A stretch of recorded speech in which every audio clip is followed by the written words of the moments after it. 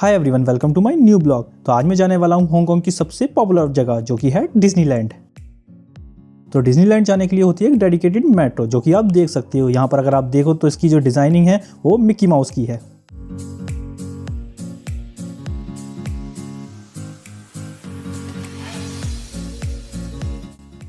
तो मेट्रो से निकलने के बाद में चेक हुए थे हमारे टिकट जो कि मैंने लिए थे क्लूक से। तो चेक होने के बाद में अब मैं आ चुका हूँ डिज्नीलैंड के अंदर और आप देख सकते हैं ये रही हमारी एंट्री।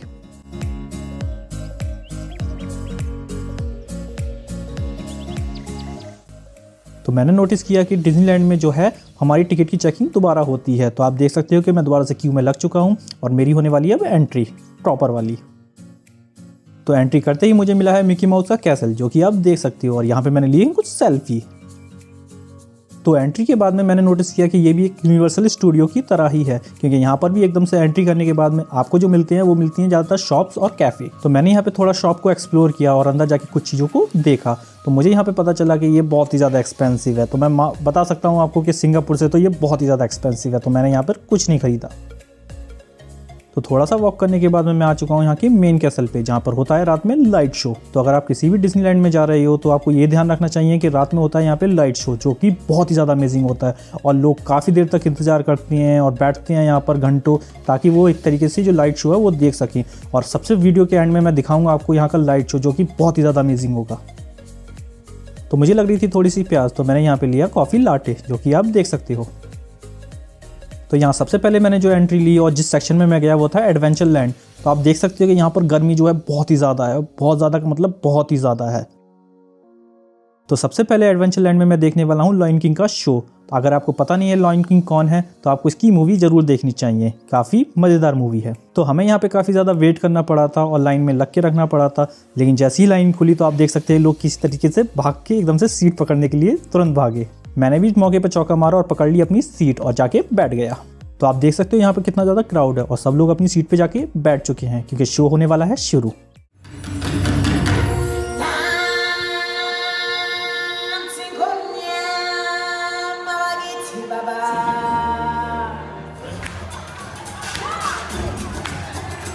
तो यहाँ पर एक जिराफ कैरेक्टर ने मेरे साथ किया हाई फाइव।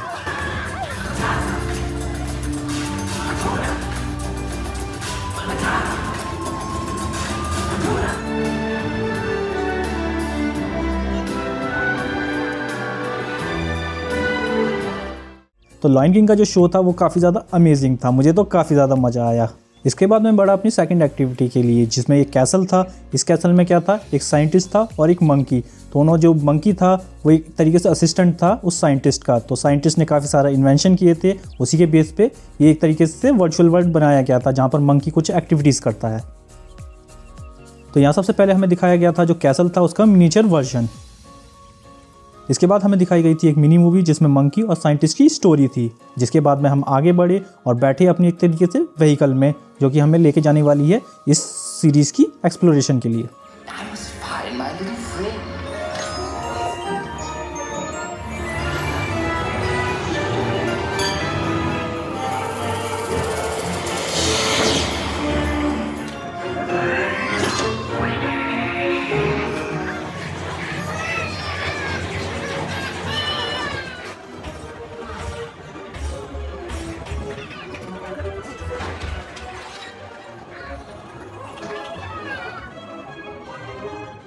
तो यहाँ पर एंड होता है हमारी जर्नी और अंदर जो था एक तरीके से ना जो हॉन्टेड काइंड ऑफ वाइब दे रहा था, लेकिन काफ़ी ज़्यादा मज़ेदार था। काफ़ी डरने वाली भी बात नहीं थी पर थोड़ा सा जो था ना हॉन्टेड वाली फीलिंग दे रहा था वो।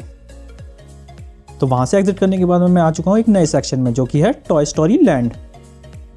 तो यहाँ पे मैंने किया एक नई एक्टिविटी जिसमें एक तरीके से जो सांप होता है उसमें हम बैठते हैं और वो सांप एक तरीके से लहराते हुए आगे को बढ़ता है। तो ये एक्टिविटी जो थी काफ़ी ज़्यादा सिंपल थी और कोई भी बच्चा इसमें बैठ सकता है क्योंकि वो बस ऊपर नीचे को होता है और आगे को बढ़ता चला जाता है। तो मुझे बिल्कुल भी डर नहीं लगा, जबकि मज़ा बहुत आया। तो टॉयलैंड से निकलने के बाद में अब मैं आ चुका हूँ रिवर एडवेंचर पे। तो यहाँ पर क्या होगा, एक बोट होगी जो हमें लेके जाएगी और वो एक तरीके से पूरी सैर कराएगी हमारे रिवर की। तो रिवर में काफ़ी ज़्यादा चीज़ें हैं, जैसे कि कुछ जानवर हैं, कुछ भूतिया घर भी हैं वहाँ पर। तो सभी को एक तरीके से हमें रास्ते में दिखाते हुए लेके जाएंगे वो लोग। तो रास्ते में हमें मिले काफ़ी ज़्यादा जानवर। तो शुरुआत होती है एलिफेंट के साथ में, उसके बाद में हमें मिला है क्रोकोडाइल, फिर जिराफ, जेब्रा और ये सारी चीज़ें हमें रास्ते में मिलती गई। राइनासोर भी था और हिप्पो भी। तो उसके बाद में रास्ते में मिले हमें पायरेट, जहाँ पर क्या होता है कि वो एक तरीके से ना कुछ तीर हम पे मारते हैं और वो पानी में जाके लगते हैं। तो सबसे लास्ट में हमें मिलता है माउंट पे फायर, जहाँ पर क्या होता है कि एक तरीके से जो वोल्केनो है वो वहाँ पे रिप्रोड्यूस किया गया था। तो वहाँ पर एक कंट्रोल्ड फायर वो करते थे, पर वो एकदम से रियलिस्टिक थी। तो इस जर्नी पे जितने भी आपने जानवर देखे थे वो असली नहीं थे, ये मैं आपको क्लैरिटी दे दूँ कि वो एक तरीके से बस रेप्लिका थे पर असली नहीं थे। रिवर एडवेंचर ख़त्म करने के बाद मैं आ चुका हूँ बाहर, और यहाँ पे मुझे मिले थे कुछ ढोल और मैंने इन ढोलों को बजाया। तो अब मैं जा रहा हूँ फैंटेसी लैंड में, और इसमें सबसे पहले मैं गया एक पार्क में, जहाँ पर आप देख सकते हो कि ये एक तरीके से छोटा सा मिनिएचर वर्जन था, जहाँ पर मैंने कुछ क्लिक कर इसको चलाया। इसके बाद मैंने की अपनी नेक्स्ट एक्टिविटी, जिसमें मैंने देखी थी एक 3D मूवी जो कि बेस्ड थी डोनाल्ड डक और मिक्की माउस की।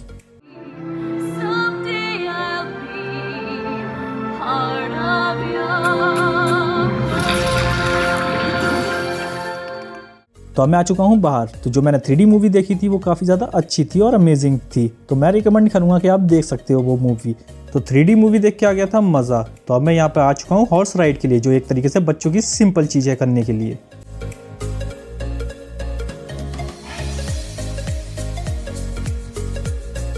हॉर्स राइड करने के बाद मैं आ चुका हूँ अपने बचपन के सबसे फेवरेट कैरेक्टर पे, जो है पू। तो ये एक्टिविटी भी काफ़ी सिंपल थी, इसमें आपको बस बैठना होता है और ये आपको लेके जाती है एक जर्नी पे, जहाँ पर हम करते हैं एक्सप्लोरेशन और जानते हैं और भी काफ़ी सारी चीज़ें अपने कैरेक्टर के बारे में।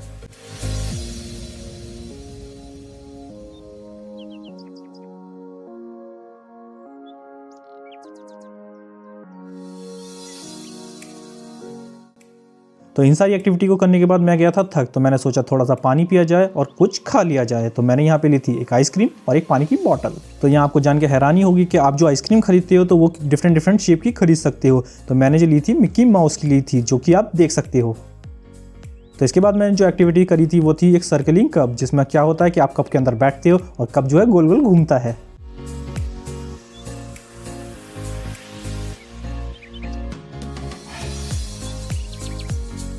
तो रोटेटिंग कप एक्टिविटी करने के बाद मैं आ चुका हूँ यहाँ पर सोलर एक्टिविटी में, जहाँ पर क्या होता है कि जो सोलर के प्लैनेट होते हैं उसके अंदर आप बैठते हो और वो आपको लेके जाता है हवा में, और इसमें आप करते हो वर्टिकल और हॉरिजॉन्टल दोनों मोशन। तो काफ़ी एक्साइटिंग है ये। तो मुझे लग रही थी काफ़ी ज़्यादा गर्मी और पसीना भी काफ़ी आ रहा था, लेकिन जब मैं एक्टिविटी कर रहा था तो वो जब चल रहा था तो मुझे लग रही थी ठंडी ठंडी हवा, जिससे मेरा पसीना थोड़ी देर के लिए रुक गया और मुझे मिला थोड़ा सा आराम।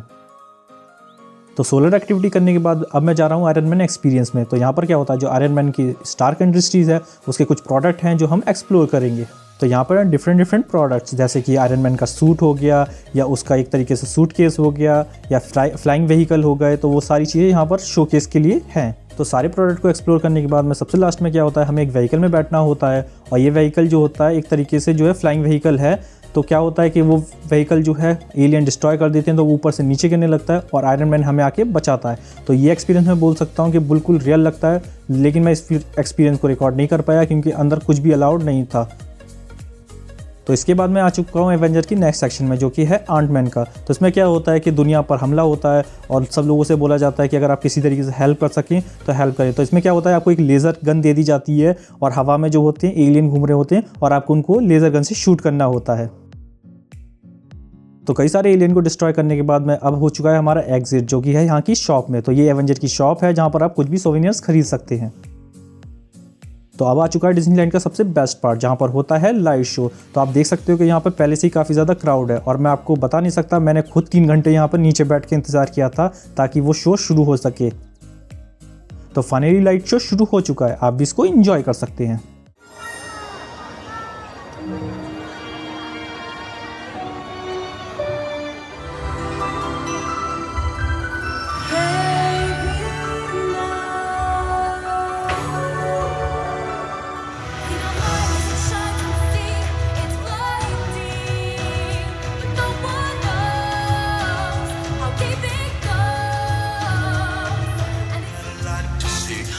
Something about her, and you don't know why, but you're dying to try. You wanna kiss the girl.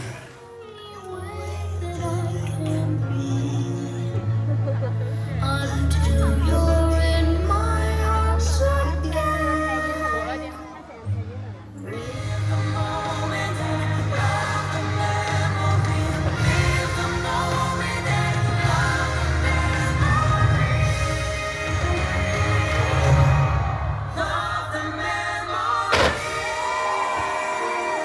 क्या अमेजिंग शो था, मैं आपको बता नहीं सकता कितना अच्छा महसूस कर रहा है। वहाँ पर इतनी ज़्यादा फायरिंग, ब्लास्ट, ये सारी चीज़ें रियलिस्टिक लग रही थी, पानी इतना ऊपर ऊपर तक जा रहा था, मैं आपको बता नहीं सकता, बहुत ही वंडरफुल एक्सपीरियंस था। इसके बाद में आप देख सकते हैं कि यहाँ पे कितना ज़्यादा क्राउड हो चुका है, क्योंकि अब सभी लोग एक साथ निकलेंगे। तो मैं आपको रिकमेंड करूँगा कि जैसी शो ख़त्म हो आप एकदम से बाहर निकलें, क्योंकि अगर आपने ज़रा सी भी देर करी तो आप क्राउड में फंस जाओगे और मेट्रो भी हो जाती हैं फुल। तो अगर आपको जल्दी से निकलना है तो भागें और जल्दी से पहुँचें मेट्रो स्टेशन पर।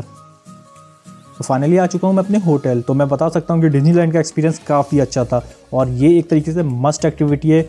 और अगर हो सके तो आप अपने फैमिली के साथ आएँ तो काफ़ी अच्छा रहेगा, क्योंकि बच्चों से लेके बड़ों तक के लिए काफ़ी ज़्यादा एक्टिविटीज़ हैं। तो मेरा एक्सपीरियंस तो भाई 10 आउट ऑफ 10 रहा है। आप देख लो अपना, यहाँ आ रहे हो तो ये एक्टिविटीज़ ज़रूर करना। Thank you so much. तो मिलता हूँ आपसे नेक्स्ट ब्लॉग में एक नई डेस्टिनेशन के साथ।